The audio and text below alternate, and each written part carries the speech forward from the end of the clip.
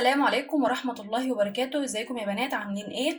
يا رب تكونوا كلكم بخير يا رب وبأفضل حال. هنعمل مع بعض النهارده يا بنات الحواوشي المصري. طبعا الحواوشي المصري من الاكلات السهلة جدا وبسيطة وما بيختلفش عليها اتنين، كمان هو من الاكلات السريعة جدا اللي ممكن تنجزك، يعني لو عايزة اكلة سريعة هو ده، لان طبعا مكوناته بتبقى سهلة جدا وبسيطة. كمان في حاجة اسمها حواوشي اسكندراني، ده اللي بنعمله العيش بتاعه في البيت عندنا، يعني بنعجنه وبنخبزه عندنا في البيت. هنبدأ بسم الله نشوف المكونات. هي طبعا مكونات سهلة جدا وبسيطة. نبدأ كده بسم الله. معانا اللحمه بتاعتي، انا معايا هنا حوالي ربع كيلو او ازيد كده من اللحمه المفرومه. طبعا اللحمه بتاعتك لازم ما تكونش حمراء، لازم تكوني فرم عليها نسبه دهن كده زي ما احنا شايفين. بعد كده عندنا ربع كيلو اللحمه ده هياخد بصلتين كبار. بصلتين كبار انا فرمتهم ناعم كده في الكبه. البصل بنصفيه ولا لا؟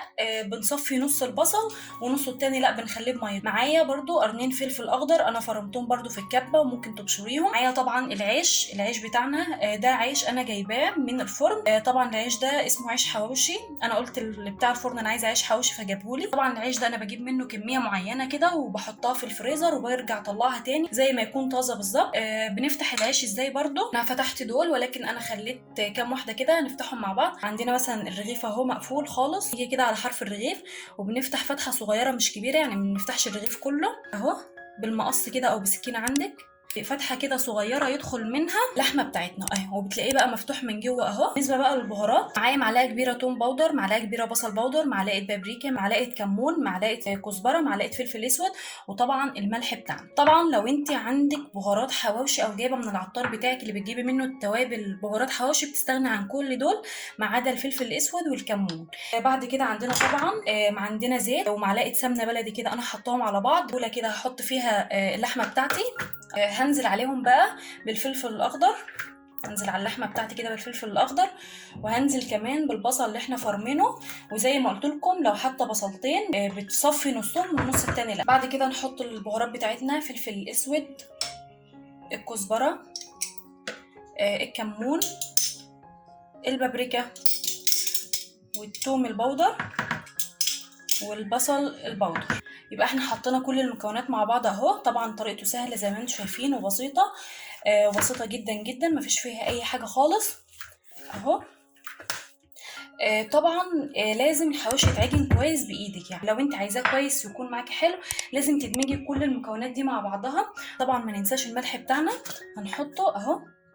طبعا بقى الملح ده على حسب كميه اللحمه اللي عندك واللي هتعمليها، بس كده مناسب جدا. هعمل ايه بقى؟ هاخد ايدي كده وهعجن في الحاجات دي كلها مع بعضها كده. طبعا اللي بيقرف ممكن يلبس جوانتي، ما بتقرفيش عادي تعجني بايدك كده كويس جدا، بس لازم تعجني كويس جدا جدا الحاجات دي مع بعضها كده اهو. انا كده عجينه الحواوشي خلاص، او اللحمه بتاعت الحواوشي كده جاهزه معايا اهي. عجنتها كويس جدا قيمه دقيقه كده او دقيقتين. هعمل ايه بقى الخطوه الجايه؟ دول طبعا بتوع التسويه، الدهن ده والسمنه والزيت دول بتوع التسويه زي ما هنشوف دلوقتي. هاخد بقى دول كده اهو اللحمه بتاعنا والعيش. هاخد العيش كده الفتحه اللي احنا فتحناها دي، اللي هي الفتحه دي كده. هعمل ايه؟ هاخد كوره من اللحمه او شويه كده من اللحمه اكورهم. طبعا بقى تحطي قد ايه في الرغيف ده حسب ذوقك، يعني في ناس مثلا ممكن تحب اللحمه كتير في الرغيف، في ناس مثلا تحب لا اللحمه قليل، فده على حسب ذوقك. انا عندي هنا اهو عملت كده كوره من اللحمه، هبدا ان انا ادخلها الرغيف بتاعي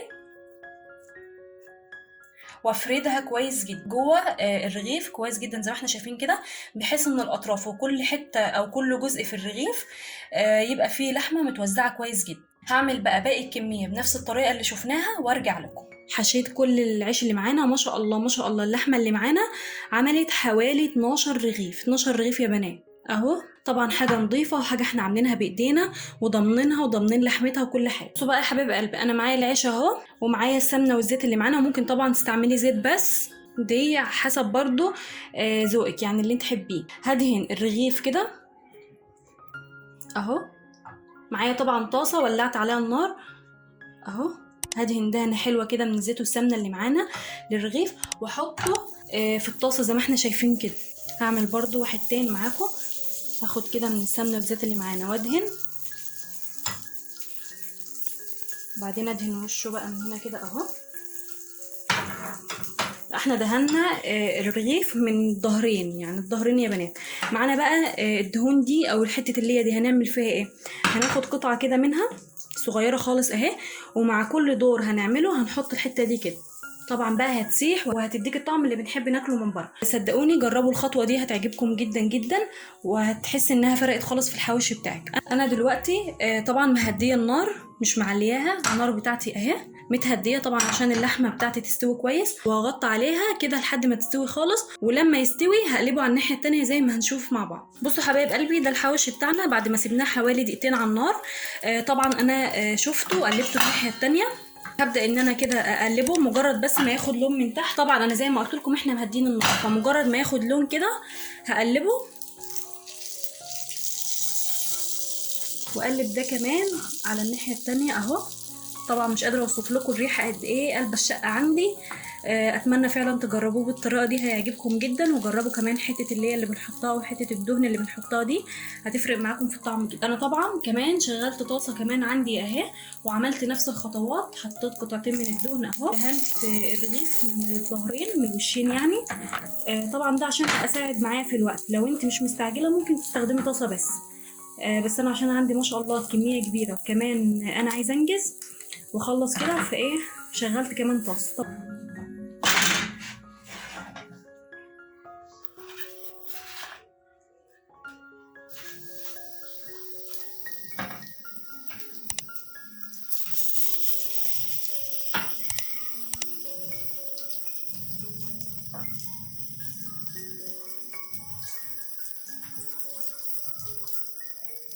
يا بنات شكل الحواوشي بتاعنا بعد ما خلصت كل الكميه اللي معايا.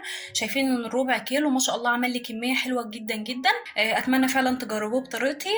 ولو عجبتكم الطريقه طبعا ما تنسونيش في لايك وشير واشتراك في القناه. حابه كمان افتح لكم واحد ونشوفه مع بعض. طبعا سامعين القرمشه كمان واخد اللون حلو قوي اهو من ناحيتين. حابه بس ان انا اقطعه كده واوريكم شكله من جوه يبقى عامل ازاي. شايفين لحمه طبعا مستويه وكل حاجه، ولا فرن بقى ولا اي حاجه، كل ده كان على الطاسه زي ما شفتوا معايا. اتمنى فعلا تجربوه. لو عجبتكم بقى الطريقه ما تنسونيش بقى في لايك وشير واشتراك في القناه. والسلام عليكم ورحمه الله وبركاته.